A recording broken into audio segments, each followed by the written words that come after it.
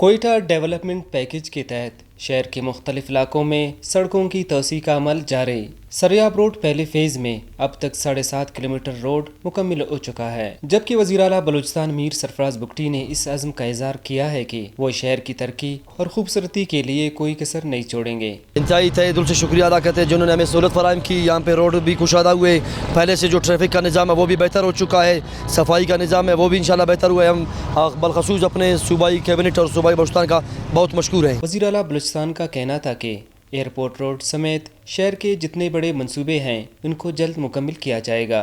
कोयटा को एक जदीद शहर बनाने के लिए तमाम वसाइल बरोकार ला रहे हैं।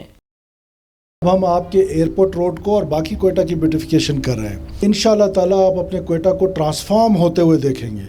बहुत खूबसूरत कोयटा हम दोबारा बनाने के लिए जा रहे हैं। कोयटा पैकेज के तहत सरियाब रोड पर 90% काम मुकम्मल हो चुका है, जबकि शाहवानी एवेन्यू पर भी काम मुकम्मल होने से शहरियों ने सुख का सांस लिया है। शहरियों का कहना है कि सरियाब रोड तोसी मंसूबे से ट्रैफिक की सूरत हाल में बेहतरी आई है। हमसे जो रिक्वायरमेंट थी वो ये थी कि कोई बिल्डिंग एज ए स्टेटमेंट हो कि जो लोगों के लिए उम्मीद पैदा करे, जो लोगों के लिए इमेजिनेशन पैदा करे कि प्रोग्रेसिव हो बलूचिस्तान और मॉडर्निज़म की तरफ जाए, और कोई ऐसी स्टेटमेंट हो कि जिसको देख के लोग ये सोचें कि बलूचिस्तान में कुछ भी बन सकता है, कोई यूनिक चीज़ हो।